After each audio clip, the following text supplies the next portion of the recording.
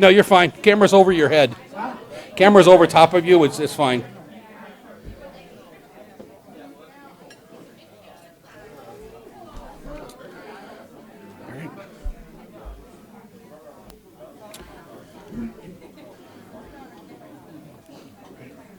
All right, welcome everybody. Glad everybody could come out to Heartland tonight. It's going to be a really fun event tonight. Want to start by introducing Heartland Institute. I know some of you are new, some of you I've seen a whole lot of times here. The Heartland Institute is a 33-year-old think tank. We do things a little differently here in that we're a national think tank, but we still focus on state issues.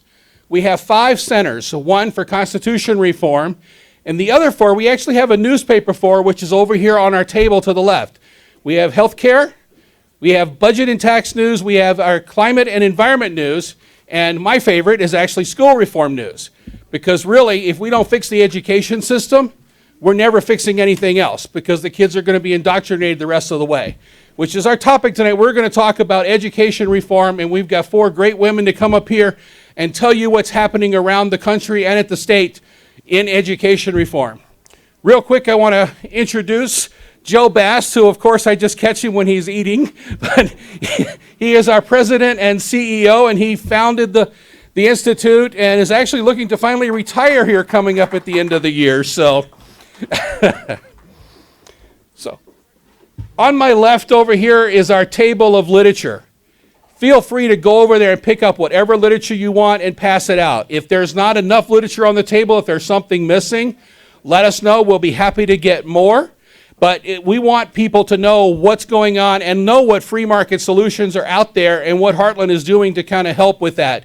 So please feel free to pick that up. Also on this bookshelf over here, you'll see a sign above it that says $1 per book. That is excess from our library, and the books are $1. So if you want to look at a book, you want to take home a book to read tonight, $1. If there's a book you don't know, our library here, the Michael Perry Mazur Library, actually stretches around here from my left all the way around behind me and actually back through our cubes. We now have over 15,000 volumes here. During the day when the office is open, you're welcome to come in and sit down and read some of our books that we have here. There is on our website, heartland.org, you can come get the listing. So if you want to look through our books first, you're welcome to do that. And we always take more donations. I know we have several of you here that bring donations almost every week to add more to our library. So we're always looking for more donations. I believe there's a list Joe has of requests that we have books that we know are missing that we'd like to have in our library. So feel free to talk to us about that and actually help us with filling our library even more and making it the best free market library here in the Midwest. Right now, I'd like to introduce our next speaker. Tim Benson is actually going to tell you a little bit about what our government relations department does here at Heartland, so you have a better idea of what our groups do. After Tim will be Stephanie Trussell. Stephanie Trussell is a radio show host on WLS AM 890 every Sunday night from 9 o'clock to midnight. If you haven't listened to her, you really should listen to her. She is hilarious, and I'll tell you a quick story, which she might, before she tells it, but Stephanie and I met about 7 years ago at a protest for the IRS. So down in Downers Grove, we were both happened to be at the same protest, and that's where we met. So, I will, with no further ado, I will go ahead and turn it over to Tim Benson.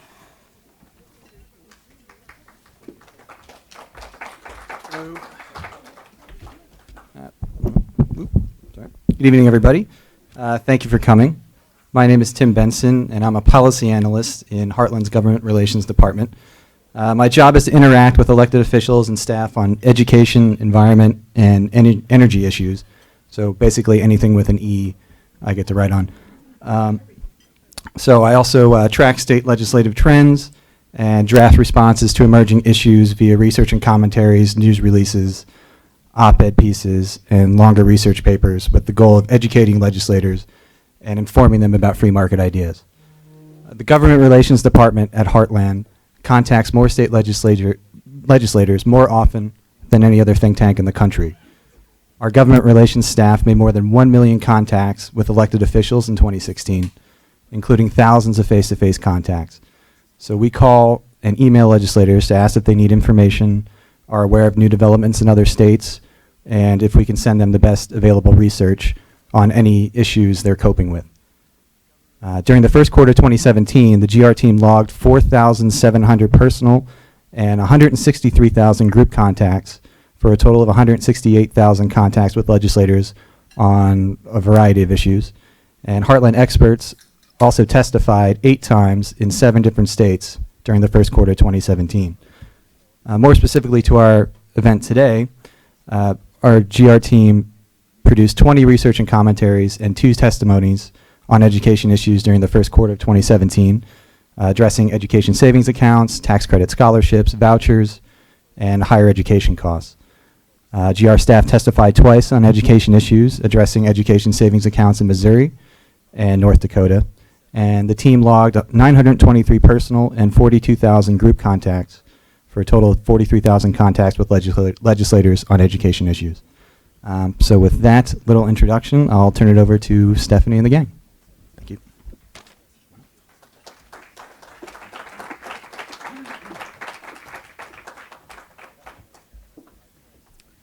Hello, hi. Again, I'm Stephanie Trussell. It's such a pleasure to be here and said a brief introduction. And I talk 3 hours every Sunday night, so brief. Okay, good. That's great. Personally, my interest in education reform. I have 5 children, and I think my children range from the age of 32 to 12. And by the time we got to the last one, we figured this 4th grade thing would be easy. My husband and I both did 4th grade. We helped all of our other kids with 4th grade. This is going to be a breeze. But unfortunately, Common Core math came along, and nobody could help my son with his homework, not even my daughter with a master's degree. He would literally get in the car every day and say, oh, I have math homework. And we'd all go, oh, no, we got to go online to Khan Academy just to learn. And I was taught by nuns. And I think about reading, writing, arithmetic, and it was the nuns, and even at 52, when I go in the store and I have to do calculations for percentage, I know how to do it because the nuns taught me how to do it, and I didn't need to know why or how or feeling 6 ways of 1 and 1 is 2, and why do you feel about that? We just do it. I personally, education was so important to me. My mother had me at 17, and we lived in Chicago, and she was so blessed. She met a landlord or someone that told her that she should invest in her children's education, and most people at that time didn't. She hadn't graduated from high school. She was a secretary, and to spend $300 a year or whatever the tuition was didn't make sense to her, but she did it. And I think about my sister and I and my brother. We were very fortunate to go to Catholic schools. We were tortured by nuns, thank goodness. And then I went to a Catholic high school, and so when it was time for me to raise my children in Chicago, we put them in Catholic schools because that's what I knew. But the Archdiocese closed the school right across the street from me, and my husband grew up in Gurnee, and he didn't understand why we were paying tuition in the first place.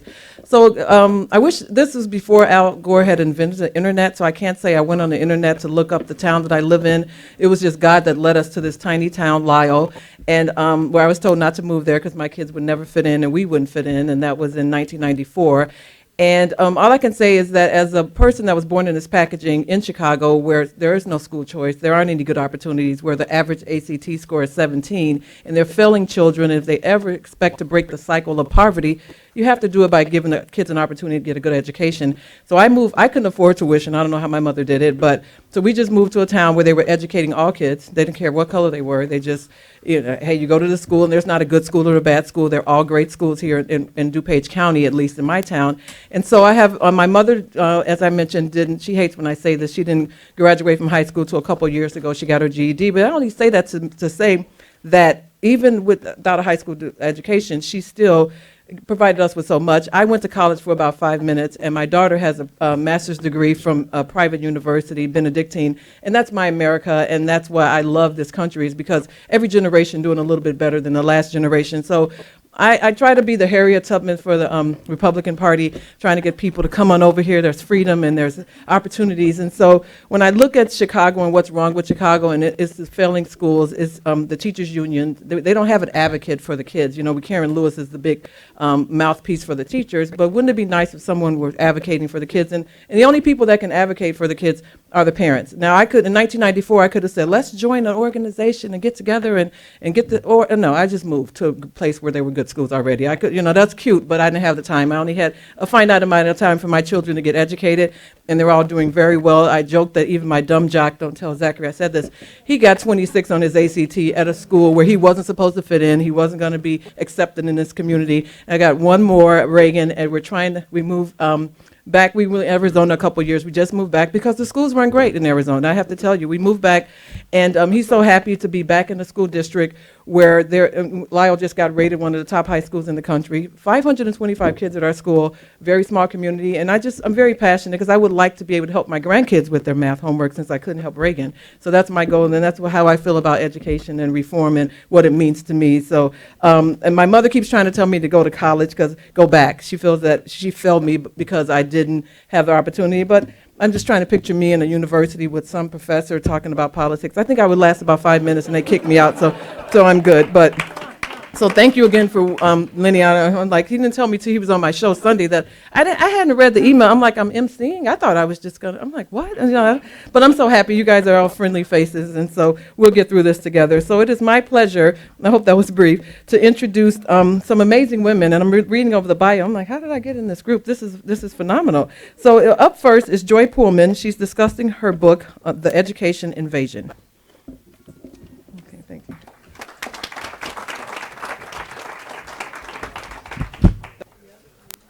Hello, friends. Thanks for coming out tonight. I wanted to start out by thanking Heartland for hosting this event, for having us here. This is the first time I've been in the new building, and it's lovely. It's out where you have some air and some sunshine. Very nice. And so the event is called Women in Education, and that's just because basically we're women and we do education policy. But I did actually wanted to start by making a note about how Heartland has really enabled me as a woman to really be a good mother, but able to also exercise my creative and my intellectual capacities at the same time because they love freedom. When I worked for Heartland, I was able to work from home, and so that was a way that I could be able to be responsible to my kids and really feel like I was not, leaving them behind. So that was a real boost to my life as a woman, and it was a wonderful thing. And so that freedom really benefited me just emotionally as well as professionally. And that freedom also, they encouraged all of the work that really went into the book that we've got out on the table today. And so Heartland was really the platform for advancing all of that really hard work that I did over those years on Common Core. So I'm going to talk about a lot of the things that are just kind of summarize the things that are in the book, but I also want to bring it into the context of what's going on today. We have a very different, actually I think the political situation is different, but it feels a lot more intense. I think the underlying things are all the same and they were all there, and actually Common Core really gave kind of a nod to what was happening in American politics before the Trump phenomena kind of hit the country. So let's talk about that. So I'll kind of start with some of the themes in the book and then just move it into today and how I think the two fit together. So President Trump's Education Secretary, Betsy DeVos, twice recently told reporters that with the implementation of the Every Student Succeeds Act, that was the thing that replaced No Child Left Behind about a year ago or so. So she said, in essence, Common Core is not a national program or a mandate anymore. So that's kind of a line that we heard from the folks who started Common Core, and they really want you all to believe it because then they maintain their control of the education system. But I'm afraid that Mrs. DeVos is taking talking points from untrustworthy organizations because that's not true. So the Every Student Succeeds Act requires that states align their standards. That's what Common Core is. The document that says what the curriculum has to contain. So that law requires states to align their standards, their assessments, their tests, and their accountability systems, so teacher accountability, school about rating systems. They all have to align them to Common Core using the euphemism college and career ready. And I'll explain how that works. Let's see here. The law also gives the Education Secretary power to tell states what tests and curricula they have to implement. That's the same authority that the Obama administration did not have but used anyway to enforce Common Core. So under the Every Student Succeeds Act, it's actually codified that states have to go to the education secretary with their hats in their hands saying, Mother, may I, will you please let us have these education standards in states? And one of the criteria for the standards that state and tests that states are supposed to have is requiring that they basically do something that only Common Core has been proven to be done, which is to say that graduates are able to enter into college into credit-bearing course loads immediately upon high school graduation. So that's kind of a backhanded way of defining Common Core into being required of every state in the nation under the law that our Republican lawmakers are telling us gets rid of Common Core.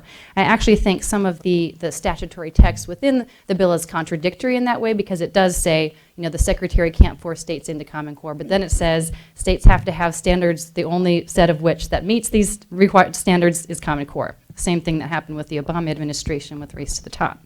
So, so despite what you may have heard and despite what some folks are telling Education Secretary DeVos, whom, to be fair, I'm not really sure that, I think it's going to take a little while for her to kind of get up to speed on all of the details and data, just the information to actually carry out her job. So I give her credit there for not being malevolent. That won't last long, however. Just kidding. So where are we on Common Core? So by now, actually, the American public, when I first started writing about Common Core with Heartland, almost nobody knew what it was. I had gotten a tip, just in regular reporting for running the school reform news, Mom called me up and said, what is this thing that is going on? And I thought, I don't know, let me find out. And so I tried to attend some meetings, that were paid for by tax dollars and that were deciding, part of things that were going to Common Core. And I couldn't get admitted, even though I was a taxpayer in that state, and it was, it was a public meeting by government officials, and I was a reporter, which should give me extra credentials, right? Well, no, they didn't let me in. So in the years since, everyone has now come to kind of get a basic sense about what Common Core is. At least that's what polls say. And what basically happened is that people were fired up. They thought, this is terrible. We're seeing it in our kids' classroom. Like Stephanie was saying, my kid's coming home with this terrible homework. And so parents went to their state lawmakers, and they really believed that the American system of government is what we have all been told in our government class. We're a government of the people, by the people, for the people. We're representative government, government by consent, not by force. And so believing in these ideas about America, they went to the representatives and said, hey, represent us. Hold these hearings, get rid of this garbage. We want our kids to be learning something decent. And long story short is that what the lawmakers did was listen to the bureaucrats, the fourth or the fifth estate, depending on how you number it.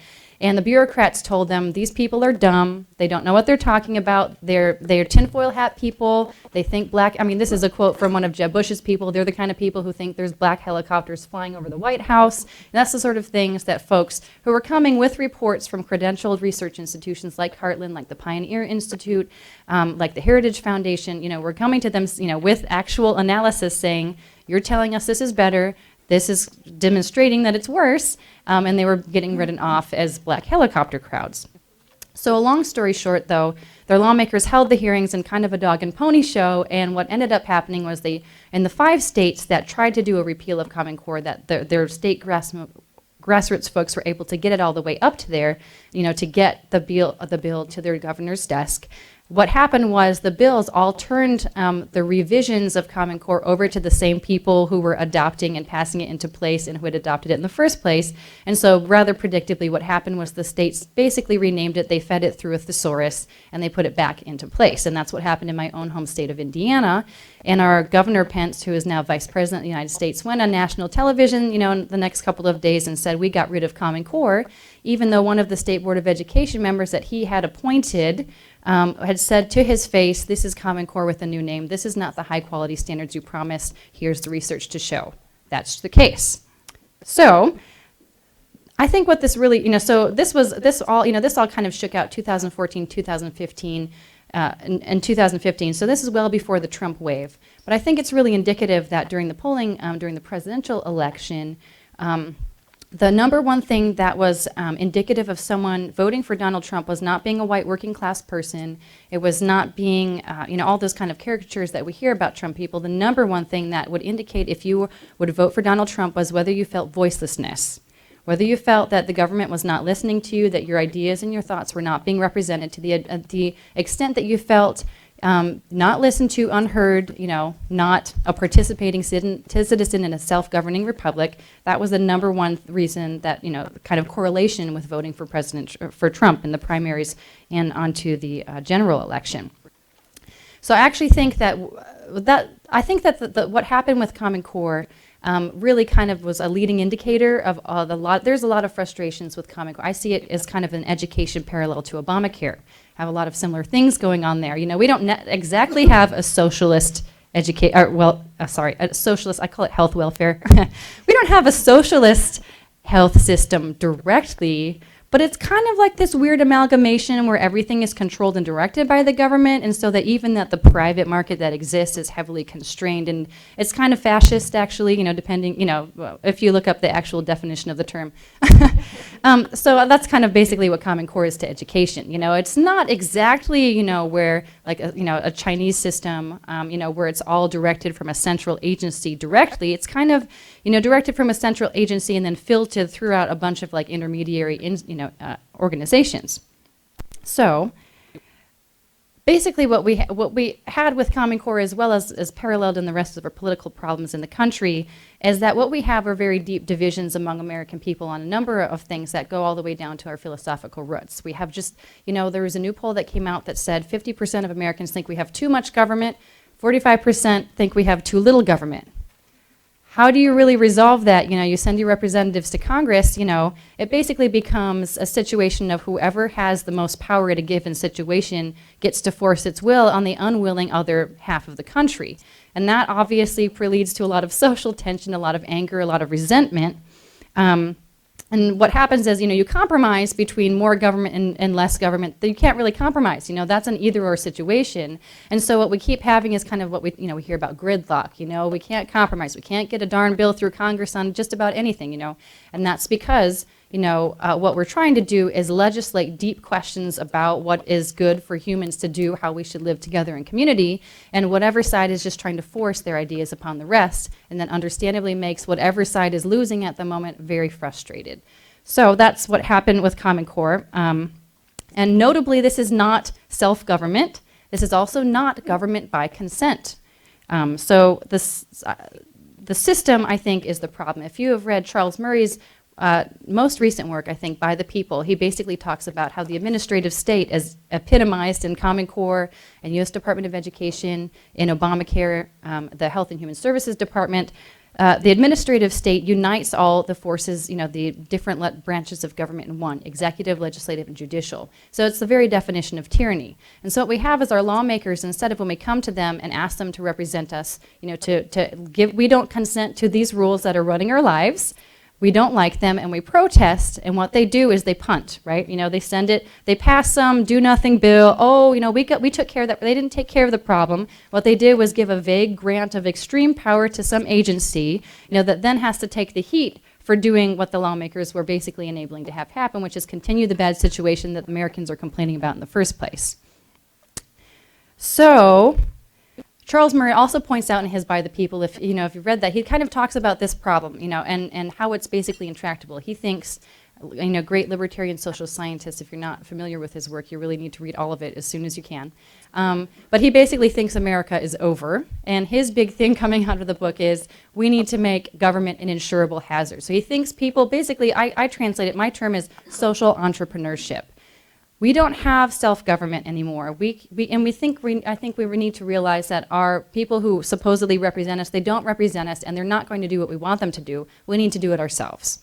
And that's been kind of the long conclusion of kind of following with families over this issue of Common Core. But again, as I mentioned, I've seen it play out with, basically every other major area of government, relates to all of those common themes.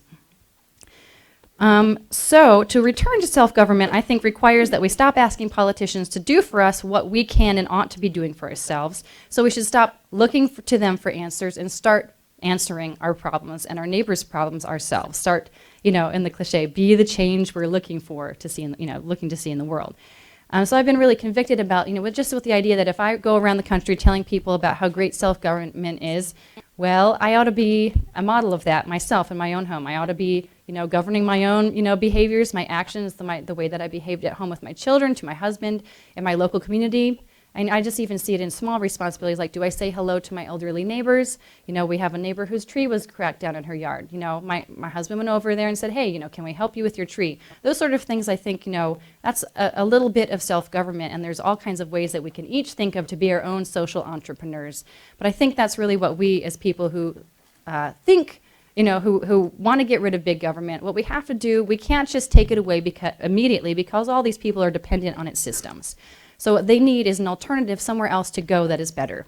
So rather than delegating our authority and just saying, you take care of our problems, and complaining and throwing things at the TV or the computer screen when they don't, we really have been abdicating our responsibility to do, you know, what we're demanding other people to do on our behalf. That's really not intellectually, and it's not philosophically consistent what we say that we believe about self-government, about running your own lives, about meriting, being worthy of the freedoms that we want to demand. So I think this is where Common Core meets school choice. You know, if we're just bringing the Common Core back to the education discussion, so, you know, that, I think school choice is obvious. Obviously, if you've read anything I put out, or Heartland puts out about education policy, school choice is a major, you know, reform initiative that a lot of people support. It's supported across political parties. It's supported across races. It's supported across all kinds of old and young demographics, mothers, fathers. You know, it's just really has majority support among basically most demographics except teachers' union employees. So anyway, so. And I think what school choice allows, if it's not overregulated, if it doesn't constitute a co-option of the bureaucratic state taking over what little bit of private initiative existed or alternatives, like Stephanie was talking about those Catholic schools for her kids, you know, if the state comes in and tells her Catholic schools, which they did in our state, you know, oh, well, in order to be able to enroll kids through a choice program, you have to administer Common Core tests, that eliminates the reason that families want to go to that school in the first place, you know. So Common Core is directly a threat to the school choice. But you know, if it's a genuine choice, if it's not just you can have a car in any color you like so long as it's black, you know, that allows people to start taking that individual initiative and to kind of defeat Common Core from the ground up.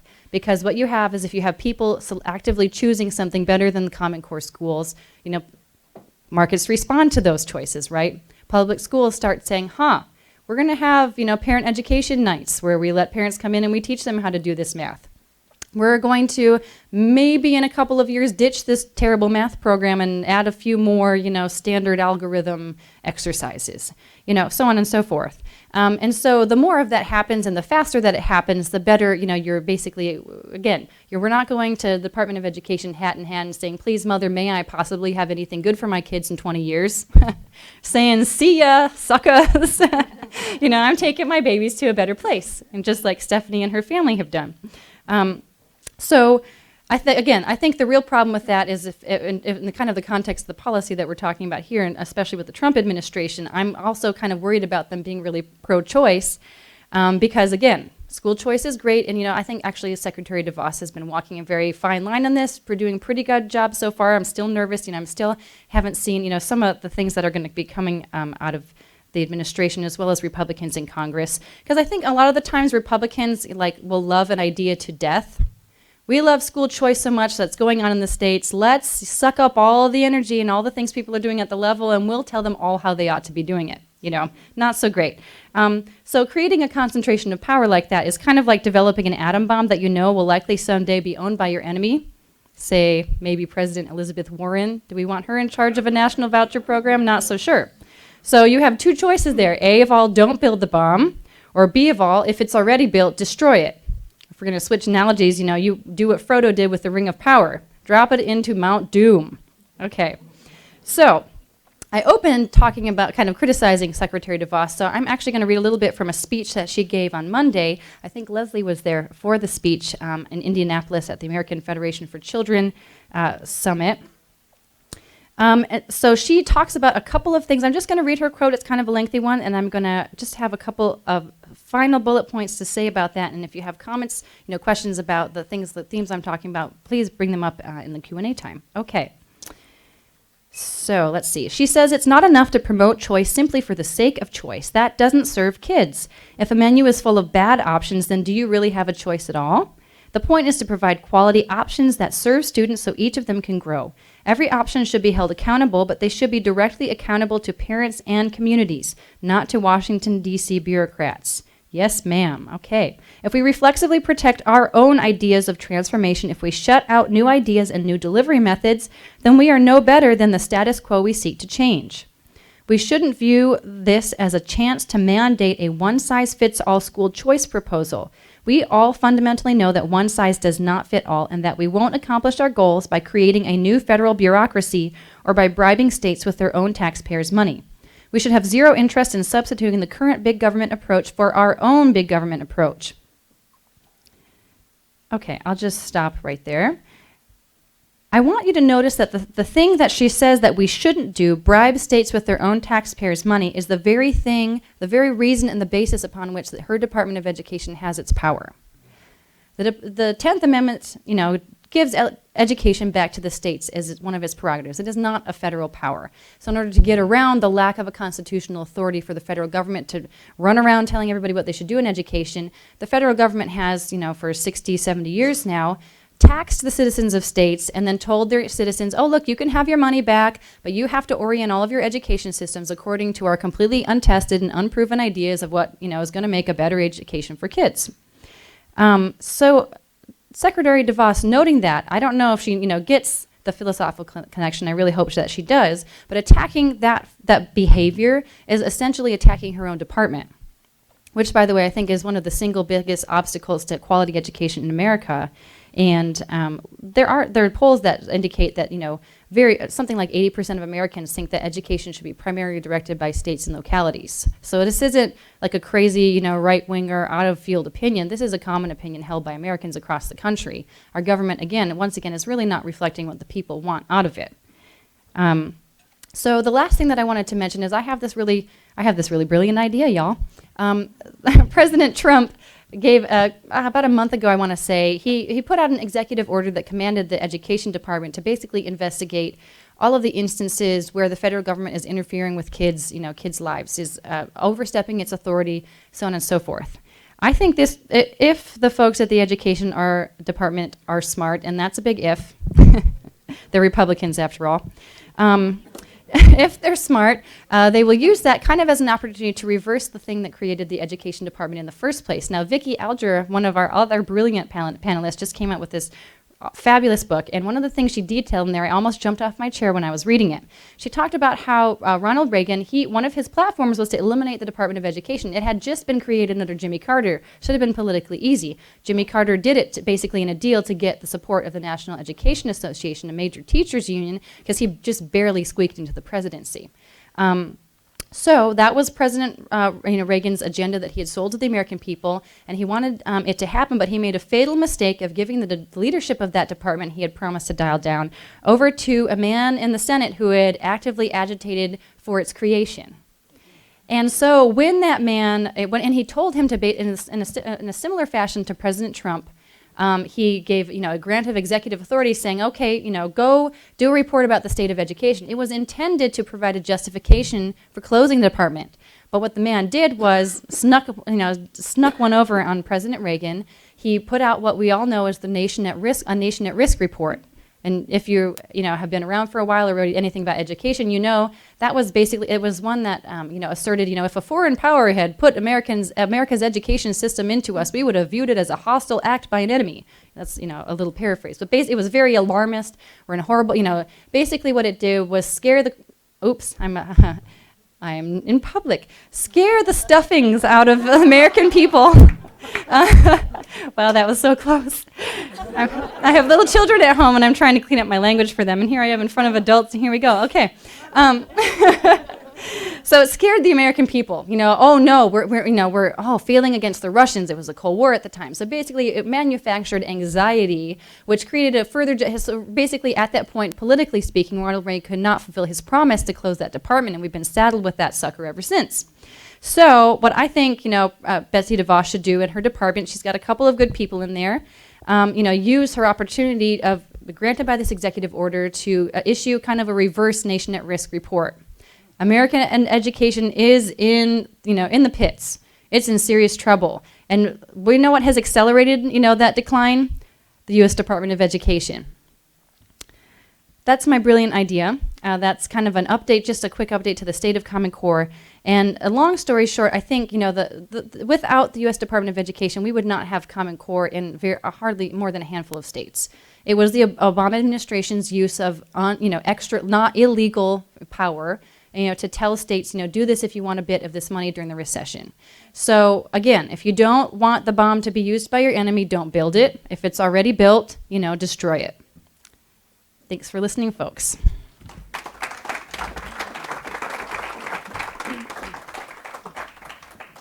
Thank you. Okay, it is my pleasure to introduce Vicki Alger, discussing her book, the Federal Miseducation of America's Children.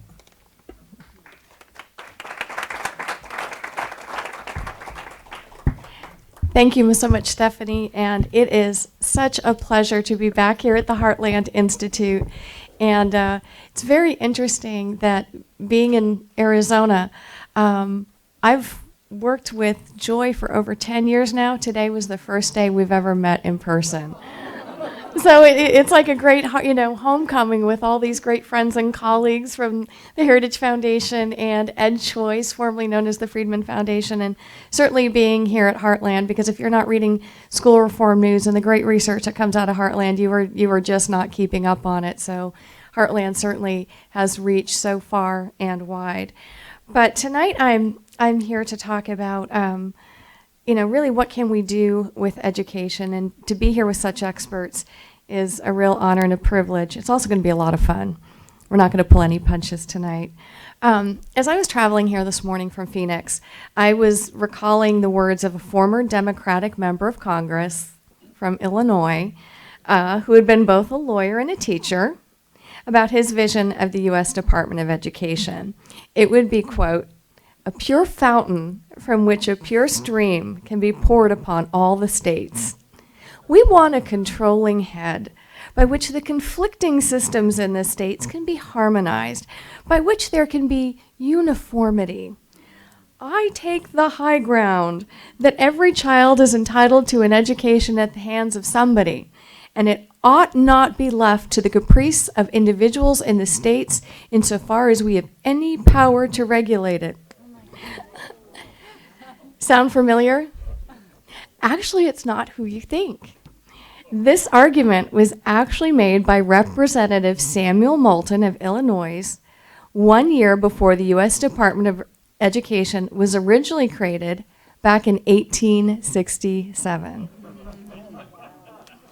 And I don't know if you read it in the newspapers or got your invitation, but there was a very important birthday earlier this month. Does anybody remember what it is? Did you get your invitation? The U.S. Department of Education turned 37 years old. It started operation in May 1980, just as as Ronald Reagan actually took to the political stump and said, "We're going to get rid of this bureaucratic boondoggle." Of course, history didn't work out that way, but very interesting that we're not seeing, notices on Facebook, social media. Certainly CNN hasn't covered the great birthday celebration of our times. Well, as the title of my book, Failure, the Federal Miseducation with a K, I use the Common Core spelling for miseducation of America's children. I have a very different view about the supposed purity of the DC stream has, pouring on us states. And it's very interesting, even though I am a research fellow at the Independent Institute, headquartered in Oakland, California. I do not live in California. My husband and I and 4 stepchildren live in Arizona, which is at the same time, I think, recently hailed by the Wall Street Journal as the national leader in parental choice in education. Name a public homeschool, non-public school option. Not only do we have it, chances are we are first to have it. So not only are we a school choice leader, but Arizona also has the very dubious distinction of being, I believe, the only state in the country to have rebranded Common Core not once, but twice. So you can see here, this is not, when we talk about education reform, it's not simply about school choice. It's parental choice. At its core, school choice is a parents' rights issue. And in my opinion, the the parent's right to direct the upbringing and education of their children is fundamental, and we don't need permission from government to raise our own kids or let parents raise their own kids. So it's interesting that during the presidential election, just how many calls there were for the actual abolition of the Department of Education. And if you look at the history of not just the U.S. Department of Education, but bureaucracies in general, they're not like fine wines. They absolutely do not improve with age. But let's just, summarize what the U.S. Department of Education was supposed to do, what we were promised. It was supposed to do three basic things: improve student achievement, supplement, not supplant, state and local efforts, and number three, I can't say this with a straight face, I'm going to try. Number three, improve the management and efficiency of federal education programs. Okay, let's start with number one. Achievement across all grade levels and subjects on the nation's report card. This is administered by the U.S. Department of Education, as well as various international tests, has been essentially flat. As far as I can tell from the empirical track record, which dates back to the 60s, we are simply spending above average amounts for squarely average performance. We're spending about 1/3 more on average than top performing countries. By the way, it's a complete myth that the U.S. was ever number one in anything. We're not going to get back to some mythical golden age. What we are is we are staying flat right here in the middle. And as more and more countries take these international tests, we're not moving, they're getting better, so we go down in the ranks. That is what's happening. Now, surely we've achieved, though, promise number two, a better quote-unquote partnership between the federal government and the states, thanks to the Department of Education, right? Now, wrong. During the No Child Left Behind era, for example, from 2002 to 2009, the Department of Education's paperwork burden increased by an estimated 65% and was larger than the burdens imposed by the Departments of Defense, Energy, and Justice, just to name a few. In fact, the administrative burden is now so great, most employees at state education departments are hired just to deal with federal program mandates. Today, in the Common Core era, states are spending an estimated $80 billion, according to a former U.S. Department of Education official, nearly 20 times the entire 4.4 Race to the Top program that was supposed to incentivize state reforms. But with all these quote-unquote education experts in D.C., certainly the department has achieved number three, improved management and efficiency of federal education programs. Okay, here we go. We can do this. After a full 30 years in operation, because you need 5 years or so to work out those pesky kinks, the Government Accountability Office, which is the official government watchdog, found that the Education Department was one of a dozen or so federal agencies operating nearly 300 social, education, and training programs, and that no uniform definition of an education program even exists at the federal level. Here's an update on that point. I came across that in 2010. My mind was blown. But just updating some information from the book saying, I wonder what the official definition is for federal education program, now, here in 2017. Well, I'm very happy to report that we've made tremendous progress. There were blue ribbon panels, expert committees, and this month we are going to actually come up to decide whether or not we have a rubric for defining within the next 10 years or so what a federal education program is. So we're getting right to work on that. Okay, well, it gets even worse.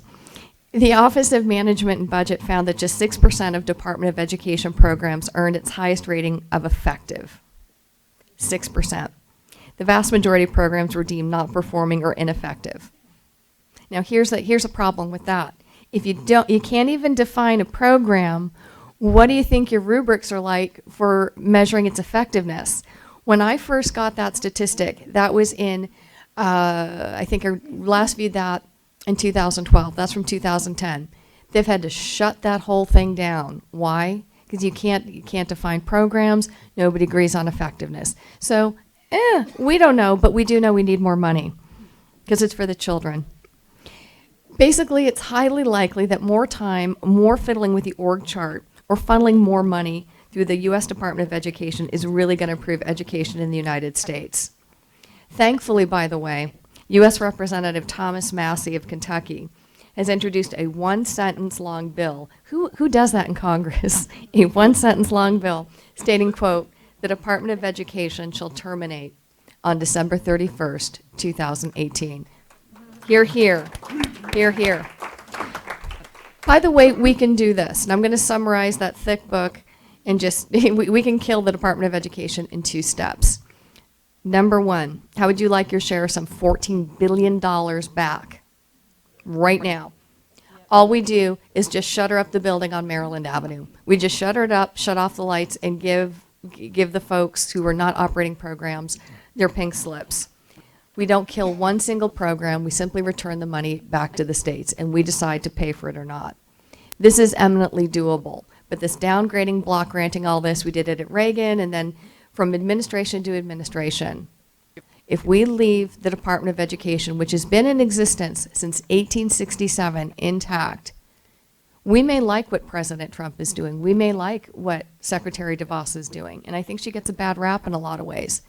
What I'm concerned about is what the next Obama or Elizabeth Warren is going to do with the department. We need to kill it once and for all, because as we'll be discussing, there are now 61 non-public parental choice programs in the states.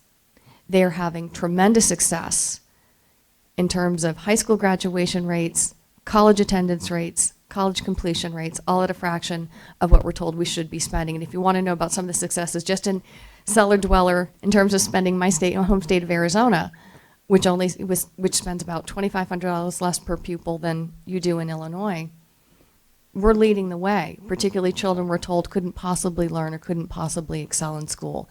It is absolutely possible to end the U.S. Department of Education, but it is up to us not to accept half measures and tolerate it. This is not, we have a U.S. Department of Education, not because of some vast left-wing conspiracy. Newt Gingrich voted for it. A lot of prominent Republicans voted for it. We know enough now. It's time to get the feds out of our children's classrooms and out of our wallets and start making education a local issue as it was always intended to be. Thank you very much.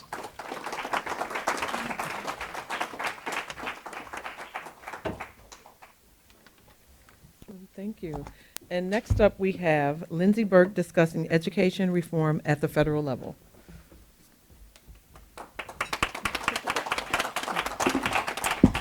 Thank you, Stephanie, and thanks to Heartland, Lenny, Joe, everyone for having me and pulling together this great panel, really phenomenal. And thank you all so much for being here. I'm Lindsay Burke. I direct our Center for Education Policy at the Heritage Foundation, and also have the pleasure of working with Leslie frequently on issues that EdChoice is working on.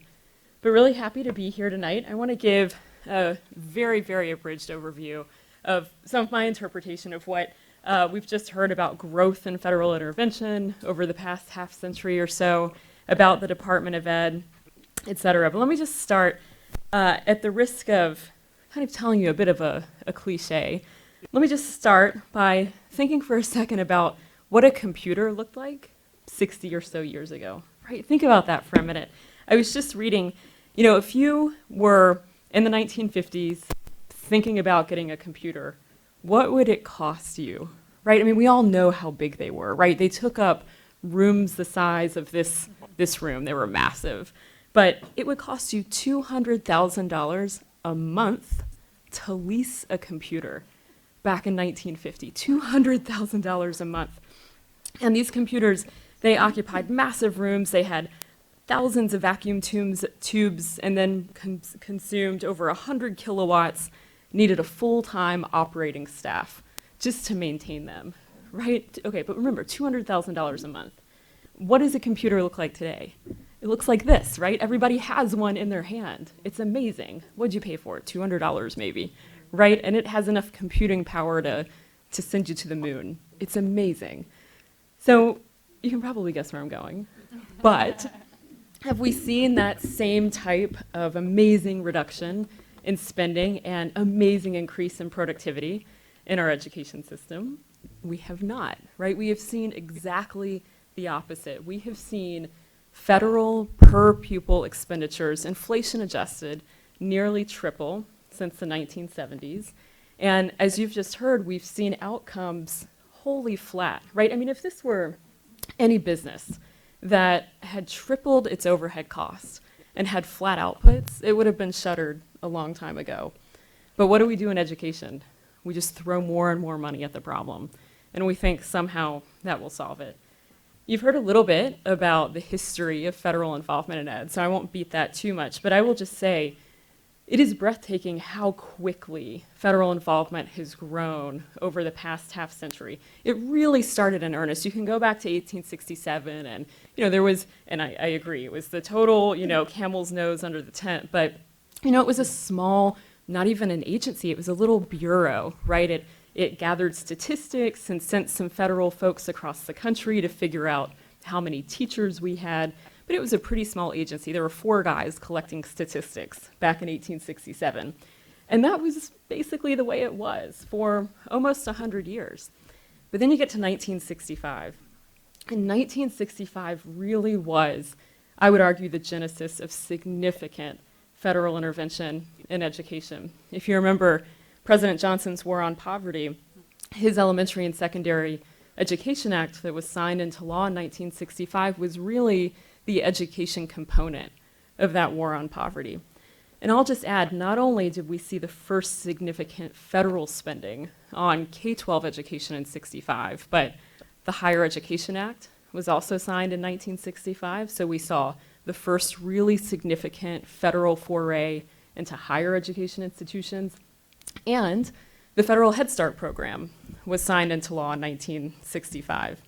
And so this is something else to keep in mind. I will be, running along with Vicki as she knocks down the walls of the Department of Ed, but we also have to think about all of the other programs that permeate the federal bureaucracy. It's not just at Ed, right? Head Start's a $9 billion a year federal pre-K program that the Department of Health and Human Services operates. The Department of Defense has education programs, the Department of Interior. The list goes on and on and on. So I say it's a good start, but we've got to keep going. So if you go back to 1965, we see a pretty relatively modest investment in federal spending at that time. It was the Elementary and Secondary Education Act, that education component of the war on poverty was $1 billion in 1965. It was probably inflation adjusted $11 billion or so today. But the law, when it passed, it was small. Sometimes I bring props with me. It was so thin, it was 30 pages, you can get a staple through it, right? If you print out what was No Child Left Behind, it's 500 pages. There are thousands of pages of regulations that accompany that law, what today is known as ESSA. And how did we get to that point? Well, the elementary and secondary education passes, that $1 billion, and it says we'll spend a few federal education dollars on a few programs to try to improve educational outcomes for kids in poverty, for low-income school districts. But what we saw was that law got reauthorized every 5 years or so historically. And with nearly every reauthorization, new programs were added to that law. And with new programs, of course, comes new spending. And if you fast forward, and you heard this part of the story, 1979, we see that push for the department. By 1980, we had the first cabinet-level agency for education, the Department of Ed. And Reagan tried, right? He said, I will abolish Carter's, he called it his bureaucratic boondoggle, but was unable to get it done. And so then we see another, I think, pretty significant inflection point in federal involvement in education, and that really comes in the late 80s and early 1990s. And that was this idea of, well, we're spending a lot of money, we better ask for some results, we being the federal government. And so we see this shift toward what became known as standards-based reform, right? Outcomes-based reform. And there was a push in the 90s, Joy's detailed this, there was a push in the 1990s for what looked like Common Core at the time, but national standards. But they started with history, and that was a mistake on the part of the big government standards people, because history inherently was wrought with some political tensions. And it was so bad. They referenced the Roseanne Barr show, but left out a man going to the moon. I mean, these were terrible standards. But they actually went through Congress, so we'll give them that, right? But it got voted down, I think it was 99-1 in the Senate was the vote. So no national standards in the 90s, but we did see the Clinton administration try to get it done and really kind of lay the groundwork. But then if you fast forward to 2001, we see the Bush administration come in and they say, well, standards-based reform, we are going to establish No Child Left Behind, and we are going to tell states the frequency with which they have to test students. So now for the first time, you have the federal government saying to states, you have to test every kid every year in grades 3 through 8, and then again in high school in the core subjects. Oh, and by the way, you have to tell us how they're doing. If they don't make what is called adequate yearly progress, where every student's proficient, then there will be this cascade of sanctions that hits a state. Oh, but as a state, you get to define proficiency. So of course, being relatively rational actors, states said, well, we'll define downward that definition of proficiency.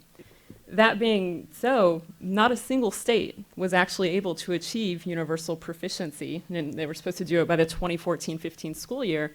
So along comes the Obama administration. And the Obama administration recognizes that states were really chafing under this mandate. And they said, we get it, we see what's happening. We will give you waivers from these onerous provisions of No Child Left Behind. But if and only if you adopt standards that were common to a significant number of states. And as Joy said, the only sort of off-the-shelf standards that met that criteria was the Common Core initiative. And so I tell you all of that to say, in the matter of just 50 or so years, we went from here's a little money to here's how often you have to test to now here's what you have to test. It was galloping federal intervention in a very short amount of time, all premised on this idea that the feds are giving you a little bit of money. So, and I say a little bit because we have to remember that at the end of the day, despite all of that, the federal government is still just a 10% stakeholder in all education spending, right? States and localities pay for 90% of everything that we spend on K-12 education. So the federal government, being a 10% stakeholder, somehow still levies 41% of all of the paperwork burden that states have to deal with. Vicki was just alluding to this a minute ago. I want to put a finer point on that because it is really breathtaking. If you break it down, the amount of money, and this is what the Government Accountability Office found, or the amount of time that a state has to spend is the equivalent of about 40 million man-hours per year just responding to the federal Department of Ed. If you break it down, that would be 19,300 people working 40 hours a week for an entire year just to report back to the federal government about how they're doing. So this is not a little thing. You know, we think about the U.S. Department of Ed, but we've got to consider that it is almost a parasitic relationship with states, right? State education agencies expand, their bureaucracies expand to be compliant with all of these federal programs. And it's hard. Vicki's done great work trying to track this down. I try to track it down as well. I have a spreadsheet at work, an Excel file. I call it my baby. It's all the federal ed programs because it's really hard to keep track of. But there are a lot. I would say today we're probably on the order of 45 or so that are under the new law. But all of those programs create that parasitic relationship. And what's the outcome of that? The outcome is you have states that are still chafing under these mandates, but feel addicted to this federal money. And so you have this growth in state-level bureaucracy. Dr. Ben Scafferty, who's at Ed Choice in Kennesaw State, has done fantastic work looking at teaching to non-teaching staff ratios in the states. And I see this as a direct reflection of that federal overreach. But he found that today it's about 1-to-1, right? Teachers to non-teachers in a school district. So for every teacher you see walking around, there is a non-teaching administrative counterpart across the country on average. That is a tremendous drain on state resources. And so since we're here in Illinois, let's just talk about Chicago for a second, because Chicago is just such a good, bad example of what we're talking about. And, you know, all signs point back to the unions for sure on this, without a doubt. It's a union problem. But let's give them the benefit of the doubt and say maybe some of the federal overreach has not helped. But I was looking at the numbers this afternoon. Chicago, the Chicago school system, not the state of Illinois, not the U.S. government, the Chicago school system has a budget of $5.4 billion. $5.4 billion. I had to double check that. I just couldn't believe it. And I thought, that's got to be bigger than the GDP of a lot of countries. And indeed it is. The Chicago school system budget is bigger than the GDP of Croatia and Jordan and Bulgaria, right? I mean, this is a breathtaking amount of money. And so much of it comes back to this teaching to non-teaching staff ratio. If we take Illinois on a whole, go back to 1992, the number of students in Illinois schools has increased a good deal, but not a crazy amount, 12%. From 1992 forward, you saw a 12% bump in students in Illinois public schools. But staff nearly tripled. The staff in schools across Illinois nearly tripled. Of that tripling in staff, half of it was non-teaching administrative positions. It's administrators. If you had just, and this has been Scaffody's numbers again, if you had just kept your increases in teaching and non-teaching staff at the same pace as student increases, right, that 12% rate, it would have saved you $1.7 billion a year. A year. You could give every kid in Illinois a scholarship for $8,000 to attend a private school of choice. I mean, it comes back to decisions. I think it comes back to unions. But the blame also rests squarely with the federal Department of Ed and federal overreach. I'll do 30 more seconds just quickly on, because I'm from Washington, here to help, right? I am in Washington. So I do keep a very close eye on what those guys are doing and on the budget. And I will say, the budget that just came out from the administration, if anybody kind of pays attention to it, it came out this week.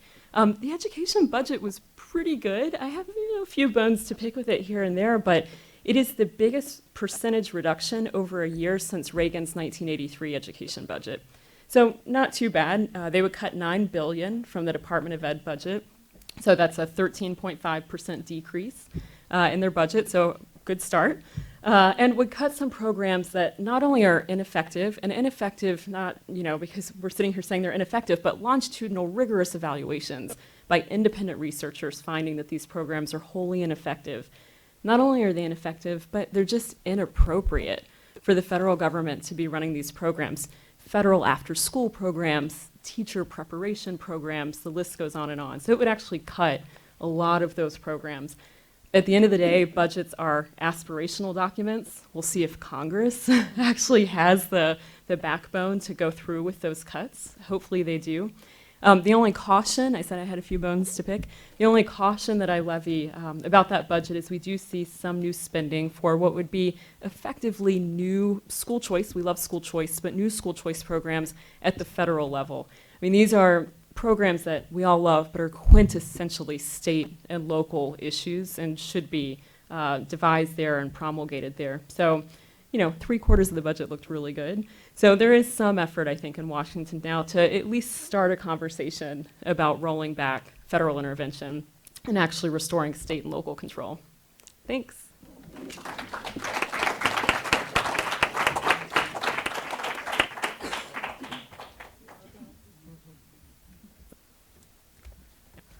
That's such a good point. While she was talking, I Googled Karen Lewis, who's like my, whatever. She makes over $200,000 a year, does not educate one kid.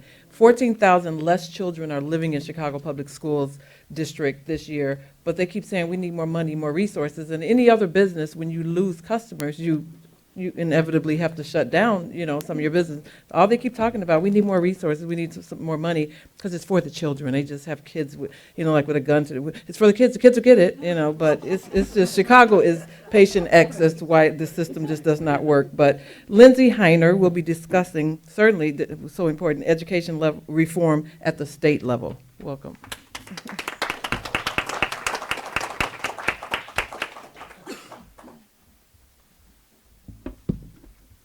Good evening. It's a pleasure to be with you this evening. I'm Leslie Heiner. I'm with Ed Choice. And we believe that every parent in America should have the opportunity to access any school, any educational opportunity, any educational setting that the parent decides is the right fit for their own children. Thank you. Now, to make this a reality, we work in all the states, we work coast to coast, and we educate people. We teach how to get school choice done. We teach what it is, and we also work with school funding formulas to help legislators understand how a school funding formula can be fashioned so that the money that the state legislature appropriates for a child's education, that funding, instead of that funding resting in the government's hand to determine where your child should go to school and how your child should be educated, instead, we believe that the parents should have control over that funding, and the parents can decide where their children should be educated and how they can be educated. Now, we also believe that by doing that, by putting that power into the hands of parents, who, by the way, are the first educators of their children anyway, who know their children far better than anyone who's sitting in a state capitol or sitting in Washington, D.C., that those parents will make choices that are, in fact, best for their children. And in the process, the quality of education, when education and children are matched and the right fit occurs and children are, in fact, learning to their maximum potential, that's when the quality of education overall will rise. But it starts first with the parent. So this evening, I've been asked by our great friends here at Heartland to talk to you a little bit about what's going on in the States and to give you a little update. Now, I will tell you, it's a really big country. So we rely on friends also. We talk quite a bit with each other to make sure that we know the nuances of what's happening in states. And of course, my friends here, I think they're on speed dial. But our friends at Heartland, though, I just can't say enough about the great work that they do here. And those of you who live here and have the privilege of being able to come here and access their resources on a daily basis, you are lucky indeed. Truly quality work here. And from Ed Choice, I say thank you to Heartland. We love working with you. Now, it seems to me that I should give a little context to school choice in the States before I give you the update. Now, in 1955 was when Milton Friedman first designed a way to fashion a school funding formula that it would, in fact, allow a parent to use the funds appropriated for the child's education to choose the right school. Now, it took a little while for the rest of the country to catch up to this idea. So we didn't see any school choice programs of note until the late 1980s. However, what I will say is that up until 2011, we saw that on average, we'd see maybe one new school choice program developed per year, on average. But in 2011, as near as I can tell, the country had an epiphany, and my workload ballooned. Suddenly, from 2011 until this year, we found that the average has been about 6 to 7 new school choice programs each year. Now, I'm often asked, well, what the heck happened? And honestly, the simple answer, yet what is the true answer, is that parents are learning about this opportunity. Parents are also learning about what's happening in their schools. When their children come home and say, I don't want to go to school, and they cry and they fight and they don't want to go to school, well, something's wrong. But now parents are really taking then the next step to find out what's wrong. Parents are becoming much more active now in their children's education, now that they know that there's a hope. There's a hope that they could do something better for their children. School choice is possible, and they're learning that. And now they're standing up, and they're letting their elected officials know parents count, and oh, by the way, my child counts. So this is more than anything else, in my view, what's happening across the country now and why we're seeing such an increase in school choice. I like that, I have to say, as a parent myself. So now this year is a little bit different year. This year we're finding that there's tremendous activity across the states. But the type of activity is a little bit different, so let me explain. For many years, we had voucher programs that were available. Many states enacted voucher programs. Tax credit scholarship programs also then came along where, let's say, a man sitting here in the front row, Michael, you could start your own nonprofit to give scholarships to children. If I would give you a contribution for those scholarships, then I would also be able to claim a tax credit on my state tax credits. And you would be distributing scholarships to children. That's the tax credit scholarship programs. Those have been growing as well. However, just recently, over the last few years, there's a new way of school choice that has developed called education savings accounts.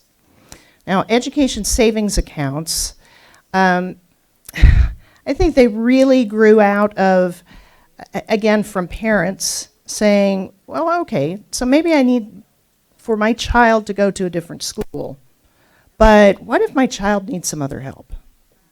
What if my child needs some tutoring? What if my child has some learning needs or some learning disabilities and needs some therapies to help my child learn?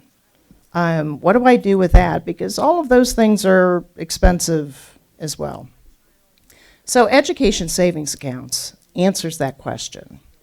The very first one was in Arizona, and it works just like this. So again, that amount of money that the legislature has appropriated for a child's education, the parent can access a portion of those funds, and with those funds could pay private school tuition, could pay for tutoring, could pay for therapies, could pay for maybe classes at a public school, charter school, magnet school, private school, could pay for online learning. In a nutshell, the parent has the opportunity to tailor an education for the child that will meet the child's needs at any point during the child's educational life. So any of you who are parents, you may have noticed that your children change from kindergarten until the 12th grade. And maybe in kindergarten, everything's just peachy and great and happy, and then, ooh, third grade, fourth grade comes along and math hits, and maybe your child needs a little extra help. Well, if you can help your child, you will. But if you need some additional help, an education savings account will allow you to use funds to be able to access that help. So it's really an extraordinary new venture in school choice, but it's a little bit more complicated than just getting a voucher to pay for private school tuition. And so this is what we're seeing this year. The states are really digging in. They're doing the hard work to get it right. And the beauty of these education savings accounts is that you can design them in a way that reflects the needs of your state, of your communities. It's really a very community-based opportunity. And so I'm happy to report that people are working hard on it. So let me tell you what's been happening. Now, the very first ESA is what we call them for short, was passed in Virginia. Virginia passed a beautiful ESA that would cover most of the children in the state. That's the good news. Bad news is their governor decided to deny the children of Virginia the opportunity to access proper learning environments and vetoed the bill, sadly. Now, don't feel too bad, though, for Virginia, because the legislators in Virginia who passed that ESA, they are absolutely determined. They're not going away anytime soon. They will continue. New Hampshire was a big standout this year. New Hampshire is one of those states that has a new governor, a new head of their Department of Education. It's like new life has come to New Hampshire, and everyone's been very excited about being able to improve their educational situation. So they've worked an ESA through session, but they decided that it was just so important to them to get it right that they are holding it over until next year and working out the finer details, and again, to customize it to meet the needs of the residents of New Hampshire. Pennsylvania is having a hearing on an ESA, I believe, this week. Iowa did not file a bill. However, they did nonetheless the work behind the scenes to really develop their ideas for what they want in an ESA. And of course, they had a situation where Governor Branstad was appointed to be the ambassador of China. And so now they're going through a flip in governors. Their lieutenant governor will be stepping up, and she's a champ. She's a champ for educational choice. So look for Iowa this next year and the year after to be developing an ESA there. The other interesting thing about Iowa, those folks are just as determined as they could possibly be to make sure that there are no limits. There are no limits to the school choice in Iowa. They want to make absolutely certain that every child, every single child has this opportunity. So kudos to Iowa. South Carolina is another state. South Carolina also already has a couple vouchers, but they have an ESA that was filed, and for the purpose of, again, working through it and working through it into next year and the year after. And then there's Missouri. Missouri is a state that does not have any school choice, and they've been desperate for it for many years. The schools in their biggest cities have been unaccredited many times over the years. It's a sad story there. But they have a new governor, Governor Greitens, who's really fired up and ready to go. But they were so fired up and ready to go with a lot of things that needed attention in Missouri that, frankly, they just ran out of time.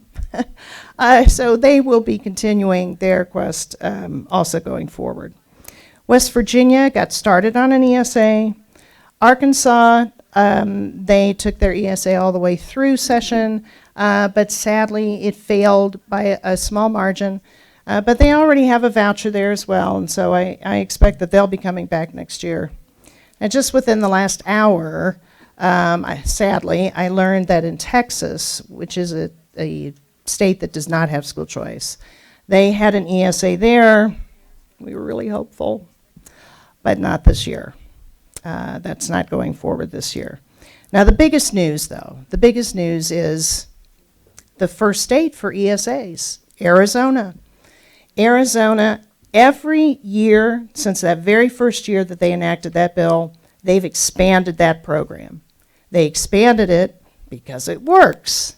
And this year, they expanded it so much, so now they will be phasing in a full universal ESA in Arizona for all the children there.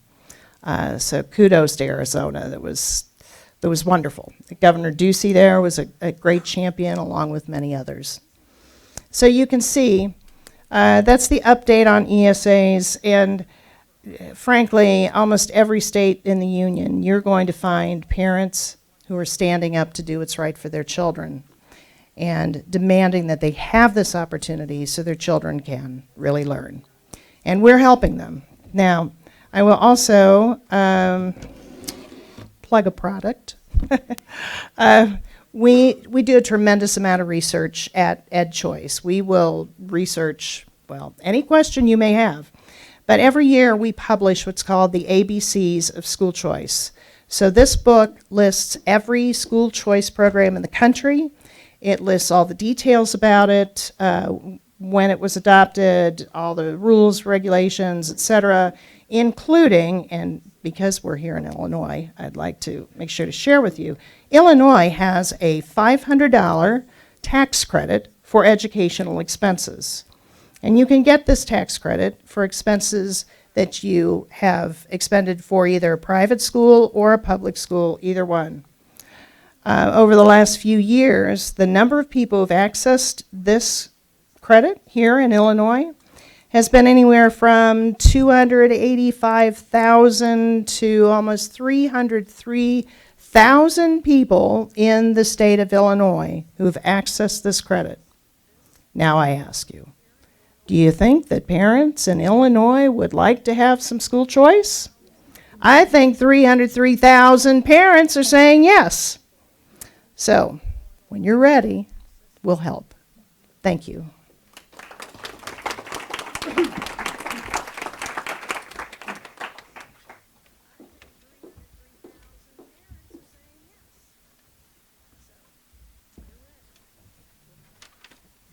How fortunate to have so much information from amazing women. I have a lot of questions. This is an opportunity for you guys to ask questions. We have people that will have microphones if you have any questions. I certainly in the state of Illinois, that's one of the big issues. And Iowa is actually luring so many of our millennials there. Now they're going to have this, another reason for people to want to move to Iowa. The taxes are lower, the school options are a lot better. And recently on my show, I had Bo Snerdley. Anyone's familiar with the Rush Limbaugh show, his call screener is Bo, and it's so amazing that he was able to be on my show for 30 minutes. And something that he said was so profound, because we know that party they say they care about kids and they care about education.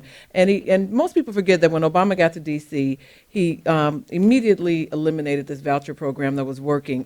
And Bo said something so profound. He said, and I said, well, we always say they ruin a lot of things. He said it's much more sinister than that. He said it's just evil, almost as if they want to eliminate the competition for their children, because Obama doesn't want his kids sitting next to someone that on a voucher program, not at the school that his kids went to. The same way the mayor of Chicago, where did he put his kids? Not in one of the failing schools that everyone else has to go to. His kids are in a private school, and they'll never have to eat one of Michelle Obama's lunches, thank goodness. And I honestly, it's really scary. Today I worked, I do a lot of stuff in my town because I just love my town, so I'm a sub on the list for lunchroom ladies. So we go around and open up juice boxes for kindergartners all up to 5th grade. I snapped pictures today of some of those lunches. I mean, prisoners don't eat this. And I'm just looking at these kids. Now I know why my kids insisted that my husband make them lunch. And I just felt so sad. I feel sorry for them as a grandma. I just want to bring food. I'm like, how is this food? I'm going to post it, but I don't want anyone to know that it was me or for my school district. Like, what is she doing? I love what I do, but it's just the saddest thing. This rib sandwich today that I couldn't even look at it. It's like, do your parents, do they know what you're eating? But, again, that's all part of how they care so much about the kids and they care so much about education. Does anyone have any questions they'd like to ask anyone on the panel? I guess we'll start over here and then work our way. Thank you very, very much. What an impressive panel. This was excellent tonight. Thank you. But why don't all of you go to Washington and work for Betsy DeVos and straighten this thing out? Yes, you can have it done in about 2 my weeks. concern is I believe in school choice. There are a lot of kids in my neighborhood, but the parents in my neighborhood are clueless. They're not involved. They're not informed, and as a result, the special interests, the teachers, run the school system. And so how do we get parents involved? And just a footnote, 100 years ago, I was the CEO of the Business Leadership Group of Chicago. We took over the Chicago public schools and, in effect, ran them. They couldn't spend a penny without them. I appointed all 11 members of the school board, best school board they ever had. But all these guys are in cemeteries now. The business community didn't stay on the case. Chambers of commerce are not involved at all. So I'm mad at the business community as well. But anyway, how do we get parents involved? I'll start. And hopefully.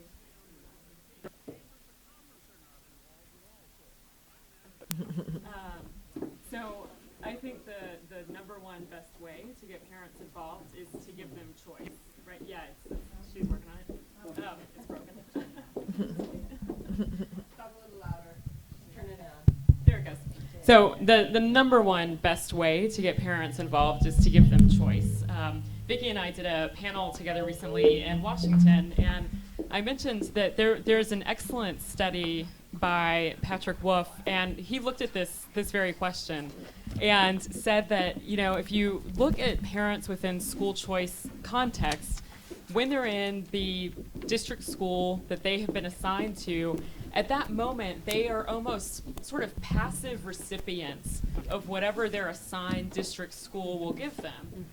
But the minute that they have choice, that they move from being passive recipients of an education, whatever's available, to active participants in their child's education, and that they really move from the margins of the center of their child's academic experience.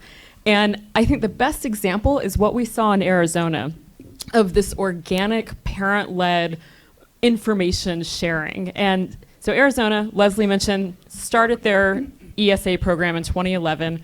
Probably day 2 after it got started, we saw parents, mainly moms, coming together, and they started a Yahoo message board. This was no government dictate for them to share information, but all the parents who are in the ESA program join this message board, and they just start talking to each other. And they say, what did you think about this tutor? Can I use my ESA dollars for a therapeutic trike? Can I use it for equine therapy? How was this school?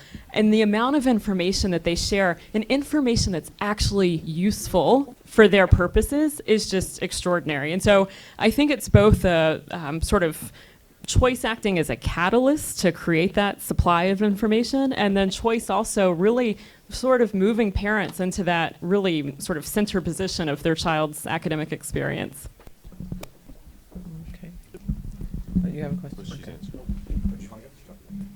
Oh, no, it's just, I was absolutely agreeing with Lindsay, and I would say even farther that if you want active, involved parents, choice becomes a moral imperative, and here's why.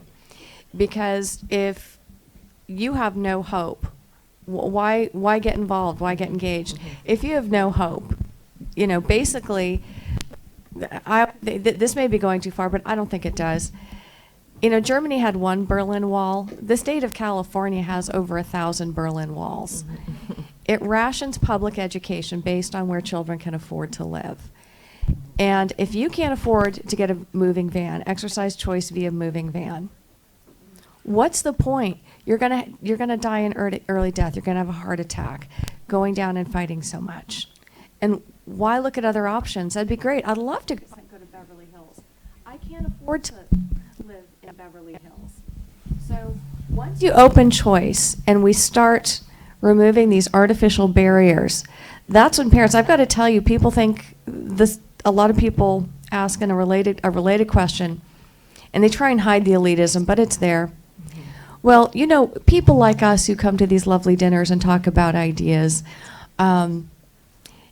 these aren't really the parents. The poor parents, you know, really don't understand. They won't make good choices.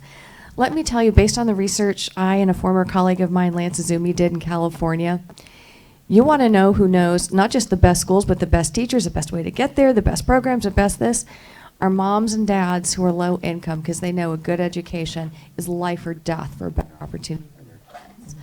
So I think choice begets choice, it begets better information, and just like Lindsay said, those chat boards and that information sharing. I just wanted to add something maybe a little bit more practical. So something I've been talking about with folks in my town is creating a school choice fair. So what you do is you have all the schools, I mean, so in Indiana we have a voucher system. You have all the schools in town come to, you know, a big coliseum, a big gym, you know, whatever, and they have their own booths, and the families, you know, anyone in town can come by and talk to whoever they want at all the schools and see, oh my goodness, it's not just my neighborhood school or the closest religious school, you know, those are my two options, typically for folks in town. They all of a sudden, you know, they get the information there, you know, sharing there all in one place. And so their perception of, you know, the opportunities available for them, the power that they have really increases their desire for the information. And then, you know, the more information is really useful in making those sorts of consumer choices. So I think that's just kind of maybe one way of, you know, how do you say it? Getting a choice bill passed and then deregulated is a lot of work, and it requires a lot of players that you can't control, but something you could control is facilitating something on the ground like that to help with that. There's Yahoo groups, but there also could be, fairs, whatever, just to increase the ability of parents to communicate with each other, so they learn that there's options and they learn, what all goes into them. That kind of parent over the fence gossip, I think, is really crucial, especially for poorer families. And so the more of that can happen, and something like a school fair or whatever other thing you could dream up, I think could be useful. Okay, I'm going to get more practical than even that. So, we're all very comfortable here this evening. It's lovely. We feel good. Now I'm going to give you a little homework. So you want to know how to really get this going. So each one of you, your task is when you get home or sometime this week, go talk to your neighbors. Tell them everything that you learned here tonight. And then call 9 other friends. Do the same thing. And every person that you talk to, you task them with the same mission. To call 10 of your friends, tell them the story. Our websites for Heartland, for all of ours here, there's plenty of information available so people can really learn how to do this. Now, the video of this, exactly. Additionally, at EdChoice, we also have parent training sessions. We'll help parents, we'll teach them what they need to know, but we also will help to train someone, a parent, so that they can go in their own community and gather parents together in their own neighborhood and teach. Like you said, people don't know what's going on. Well, we need to fix that. The only way to fix that is we have to talk to each other as much as possible, because all the information's available. So that's your homework. Okay, we're running way over time, so this is going to be the last question for the Q&A. Sorry, guys. So I saw in perhaps a recent tax proposal that in the changes to the tax code, federal tax code, that they're going to introduce perhaps a tax credit to donate to private schools up to $4,000 depending on your income. What do you think about that proposal? I'm personally a fan.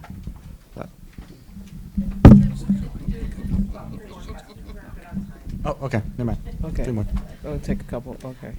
Okay, well, I'll take the first stab at that. So that's the federal tax credits that you're talking about. Well, first of all, it's brand new. My guess is that it will take Congress a rather long time to figure it out, if it's possible to figure it out in a way that does not interfere with states' rights and the rights of individuals that they currently have under school choice programs. So there's a lot of work to be done. So don't be in a hurry, I guess is what I'm saying. Your best opportunity for that is to work at home. Again, get your neighbors. So, as the mic doesn't like me. As a huge proponent of school choice, I am very concerned about a federal tax credit scholarship program. If you love school choice, the last thing you want to do is put it in the hands of the IRS, right? So I think we need to be really careful about shifting the locus of control over school choice decision-making and program design from the states to Washington. And even if we get it right now, and look, it could happen quickly. I agree if it happens, it'll probably take a while, but look, the conversation in Washington is do it in tax reform, do it on reconciliation, and that would be a quick thing. That's probably not going to happen either, but even if that's the case, there are so many different decision points that could lend themselves to regulation along the way. So do you, there we go. So the federal government would have to decide things like, does a nonprofit handing out scholarships to which you donate, does that nonprofit get to be mission specific or not? Where do you set eligibility for the student recipients who will get a scholarship? Where do you set the aggregate cap? I mean, the list goes on and on and on. And I mention those things just because there are potential areas through which the federal government could regulate it. And I worry long term about the impact something like that could have on the broader school choice movement. Because even if the current administration doesn't regulate it, you have to remember Joy's admonition about if it's President Elizabeth Warren down the road and private schools are accepting funding under a federal program, what happens to them moving forward? So I'm not sure the view is worth the hike on that one, and I think we need to be really careful. Well, I'll be just down and dirty. Absolutely not. It sounds like a great idea. Two things to consider. I'm not sure what would be worse, not getting the credit or getting the credit.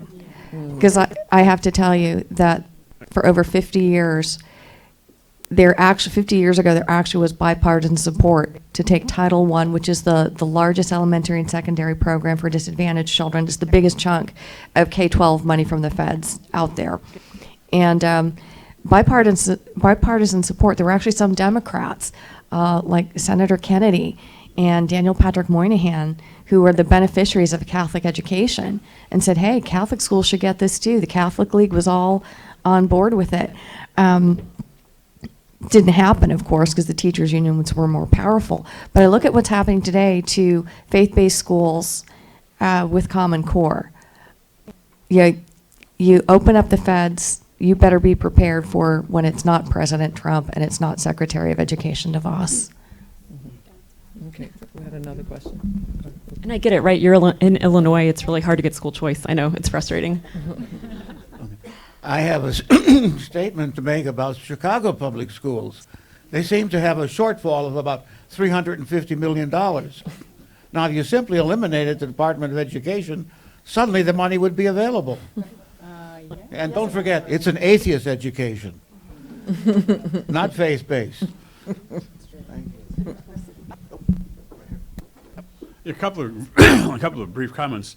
First one being not necessarily germane to any specific thing that was said, but it seems like the best thing that I can see happening in education in the last couple of decades came from the private sector and spontaneous order. For anyone familiar with that, I'm sure everyone who here is familiar with that concept. How come children know how to read and write? They need to in order to text. So I think we have the cell phone industry to thank for that. Okay, that's not an argument against school reform, of course. It's all just hieroglyphics. It's emojis, It's all kinds of things. I was never able to master the thumb thing, but now that you have a keyboard, I can handle it. The other thing is my knowledge of Common Core. I'm fortunate to have it come from one of the world's greatest experts on the subject, my 13-year-old grandson, who for a couple of years now, more than a couple of years actually, has been a leader in the fight against Common Core in his school and among his friends. Apparently his friend, the 10 to 13-year-olds pretty much mock their teachers. It's really almost to the point of embarrassment. My grandson actually went to his teacher when she marked incorrect a math problem that he had done correctly. I'm a mathematician. I can vouch that it was done correctly. And she actually apologized to him for marking it wrong. She said, "But that's what I'm told to teach. I really have no choice." He said, "That's okay. I'm not going to make a fuss over it. I don't want you to lose your job." Now, imagine a 10 or 11-year-old saying that to a teacher. What kind of lack of? It wasn't meant with a lack of respect. I mean, he was completely genuine in saying that. I think now that he's a mature 13, he'd probably be more careful about his choice of words. But it just shows the extent to which the kids themselves recognize. When you talk about, someone said that low-income parents are the greatest experts, and I certainly wouldn't challenge that fact. But the kids themselves know a heck of a lot. And your grandson is the same age as my son, and they learned the regular way, and then Common Core came along, and they had to forget what they knew and had to relearn. So they're in that age where it was really hard for him because they had to unlearn everything that they knew. So that's an added, yeah. The teachers tried to get them to unlearn it. Right, but good luck, yeah. Right. We have another I was wondering if I could make a quick comment. Isn't it shocking? Because my youngest stepson's about that age, my youngest two are about those ages, same sorts of experiences and everything. What does it tell us that teachers could do all sorts of horrible things to children, criminal things to children, be put in rubber rooms and still continue to get paid. Yet if you speak out against Common Core, that's what gets you fired? Shocking. Right, yeah, that's so true. I don't have a question, just a comment when you're talking about what I can do, because I've been very ignorant about this whole issue until tonight, so I really appreciate you educating me. And in our house, we never celebrate Mother's Day on Mother's Day because lots of reasons. So I'm having a open house for all the mothers in our family, and so I'll be taking all of your literature and all of your contact information because they all have young kids. Right. So hopefully that will help. Oh, very good. Yeah. We're done. Oh, right here, and then. Last one. Okay. Okay, I'm going to preface my question this way.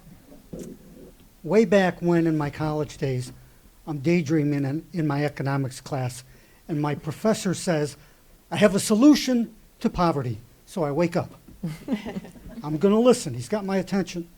He said, we know how much money the government is spending cumulatively on all the programs that are administering poverty.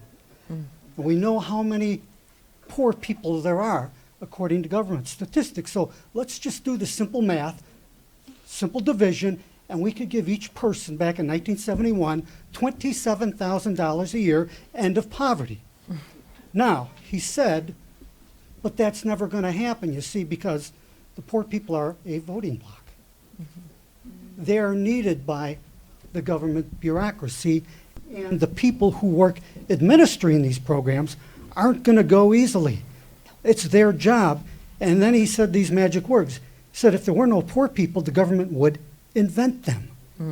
Now, let's take his same analogy to education. They're spending all this money on these programs administering education, which is flatline results over the last how many years it was. And you've got all these people administering these programs, getting paid. I'm going to use the same conclusion. If there were, or an analogy, if there were no poorly miseducated, badly educated children, they would invent them because they need this for control. So how do you, knowing this, and I believe this is true, how do you fight this bureaucracy? Because if you shut down that building, like you suggested, you think they're not going to go kicking and screaming? The guys in Congress who are spineless, gutless, they're not going to go with it either. So it's a tremendous battle we have, and I think that's what we really need to attack, because this administration of these programs is control.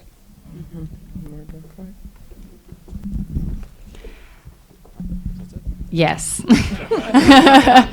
And I don't actually think, I don't think that most of the people running all these terrible programs are malevolent. They believe that they're doing well, but just believing that you're doing well is not enough to ensure that you do, Lots of very terrible people thought that they were doing, something for the greater good, right? That's where the Soviet 5-year plans came from and such.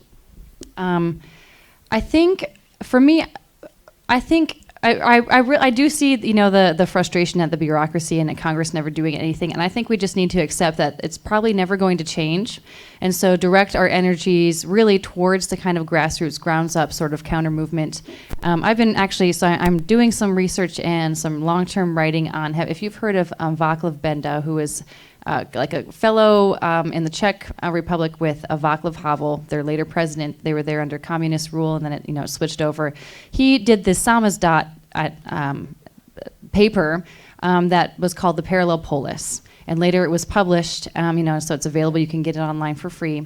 And what it basically talks about is that how living under communism, the resistance wanted to develop ways of creating their own community, their organic, sort of way of life that it ultimately overthrew the regime from the inside out.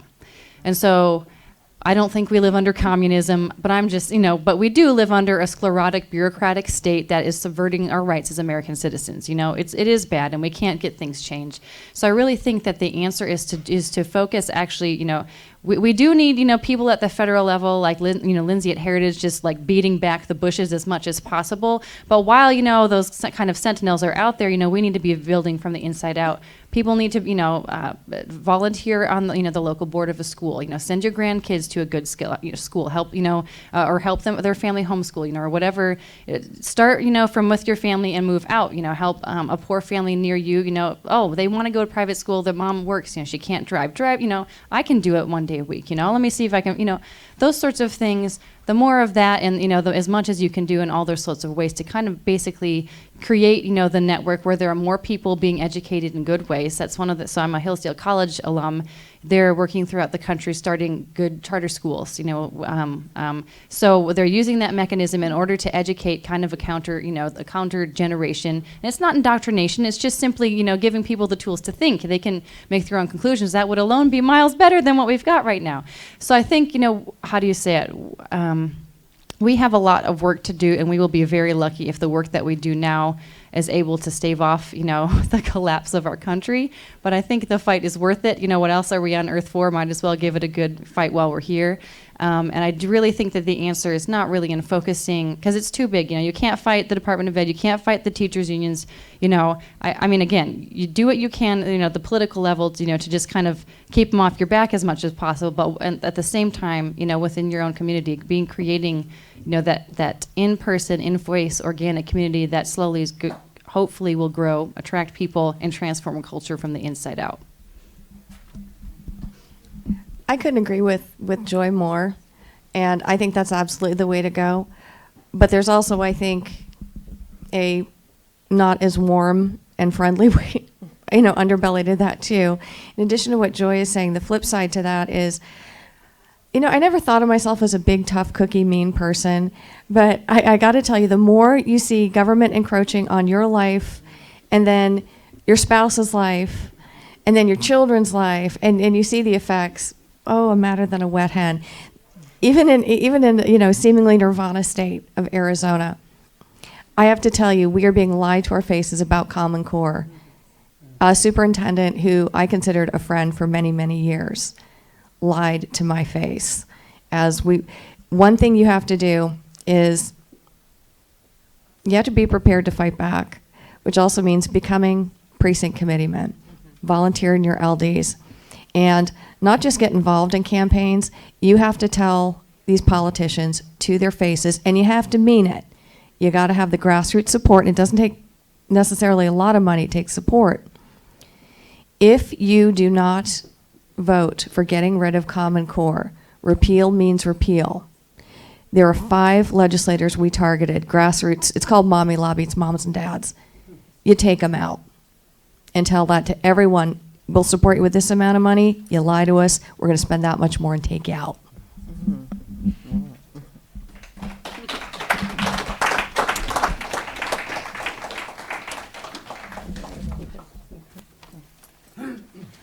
Let's give everybody another round of applause.